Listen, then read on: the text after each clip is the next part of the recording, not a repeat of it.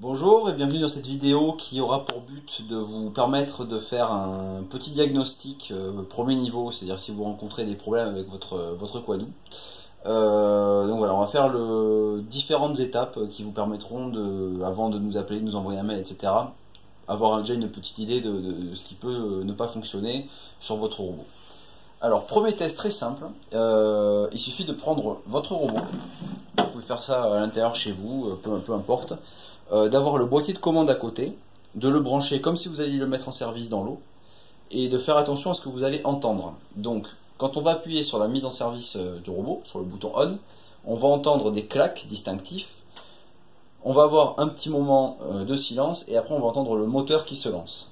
Donc, on va faire la manipulation, j'appuie. Voilà, on a entendu les claques. Les claques, ça veut dire que l'électroaimant est fonctionnel sur votre robot. Si vous n'entendez pas ces claques, contactez-nous. On attend un petit peu pour que le moteur se lance.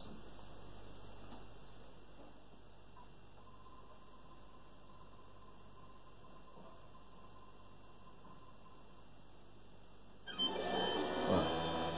Vous l'entendez sûrement sur la vidéo. Le moteur se lance.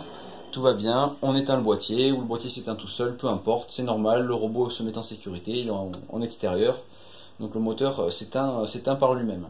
Donc là on fait le test avec un Quadoo 2R, c'est le même fonctionnement sur le Quadoo 1, le Quadoo 2 et le Quadoo 2R, donc cette vidéo est valable pour les trois modèles.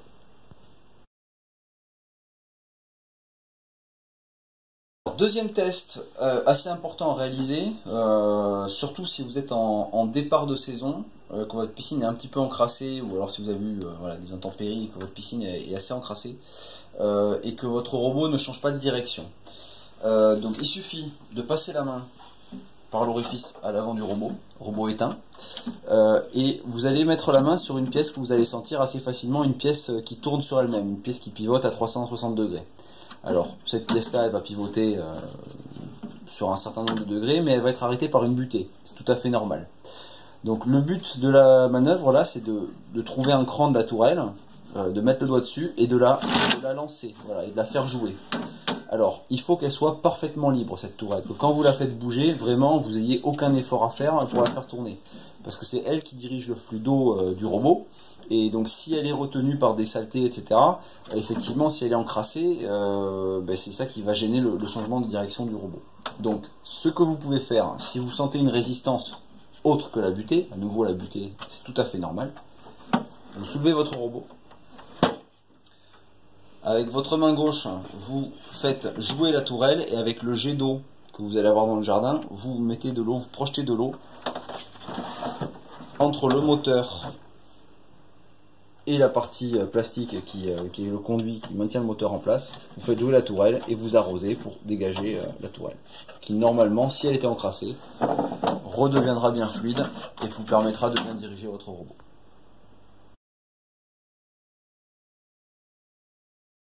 Troisième élément à vérifier sur le robot, qui peut gêner son fonctionnement, ça peut être le bac filtre, le positionnement du bac filtre. Alors très simplement, il suffit, le bac filtre, de s'assurer qu'il soit bien au fond du logement qui est prévu à cet effet. Hein, c'est-à-dire que vous avez tout autour un gabarit qui est prévu pour recevoir le bac filtre. Donc on appuie bien sur les gâchettes, on enfonce le bac filtre et on s'assure qu'il soit bien au niveau du bas du châssis du robot. C'est-à-dire que par exemple, ça, c'est un bac filtre qui est mal positionné, donc qui va de suite arrêter le robot. Ça, c'est un bac filtre qui est bien positionné, tout simplement. Alors, autre élément, peut-être que votre bac filtre ne tiendra pas parce qu'il est abîmé. Donc il se peut à l'utilisation que vous ayez des marques blanches qui se créent à la jointure au niveau de cet angle. Et qui peut faire en sorte que les pattes sont plus assez propulsées par le ressort et font qu'elles tiennent moins bien. Donc si vous voyez que vous commencez à avoir de l'usure ici avec des petites traces blanches qui montrent que le bac a été usé, n'hésitez pas à nous contacter pour de la pièce détachée.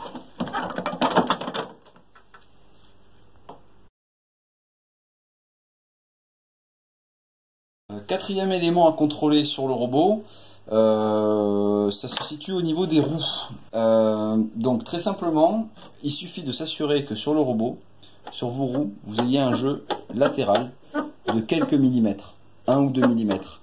Si vous n'avez absolument pas de jeu, ce qui peut se produire, c'est que le robot va être très très lent dans votre piscine. Donc si vous remarquez des problèmes de lenteur du robot dans votre bassin, il se peut que les roues étaient trop serrées au montage. Donc ça c'est très simple, hein, un petit coup de tournevis sur le côté pour desserrer la roue, donner un petit peu de mou à ce niveau, au niveau de la vis. Parce qu'elles sont vissées sur plusieurs centimètres, hein, dans l'axe, elles sont vissées en plein, donc vous pouvez tout à fait desserrer un petit peu, les décaler, et voilà, ça gênera absolument pas le fonctionnement du robot, au contraire. Voilà, à contrôler sur le haut et sur le bas. Donc ici par exemple tout va bien, vous avez un petit jeu latéral, donc c'est peut-être pas forcément facile à percevoir à la vidéo, mais vous avez 1 ou 2 millimètres qui permettent que le robot, les roues puissent tourner librement de la meilleure des manières.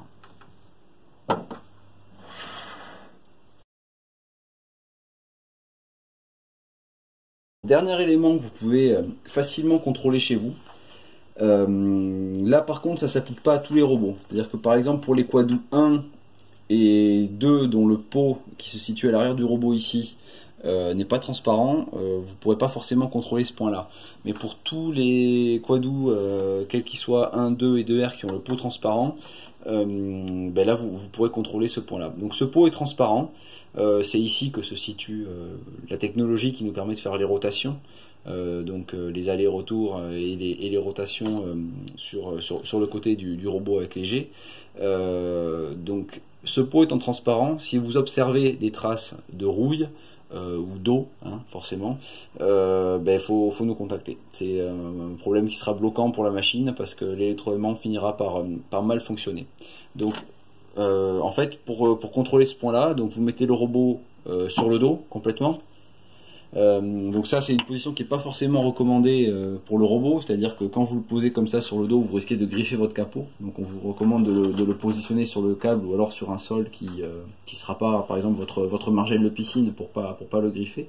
Le robot étant stable sur ses fesses habituellement pour manipuler le bac. Mais du coup pour ça vous allez avoir vraiment besoin d'un peu de lumière. Donc vous le positionnez sur le dos et vous allez regarder à cet endroit-là le pot. Déjà s'il est transparent, vous pourrez savoir s'il est en bon état, et sinon ben, vous nous contactez si vous avez un autre problème sur la machine.